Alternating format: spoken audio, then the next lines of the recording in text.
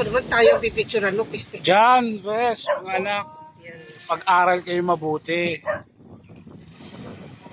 Para pag nakatapos kayo, makapagtrabaho kayo. Pero hindi doon natatapos. Dapat, Ang sarap.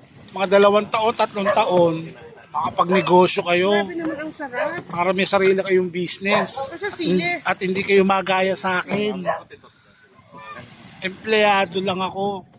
Kita nyo ako. Kita yung sitwasyon ko ngayon, ang hirap. Ha? Tandaan nyo yun, mga anak. Magsumikap kayo sa buhay para hindi nyo maranasan tong nararanasan ko ngayon. Ha? Hirap ng buhay mo, dahil pagkain. Oo. Mga anak, miss you. Lai! I miss you, Lai. Lai, oh. Sobrang miss na kita, Lai. Bye-bye, Lai.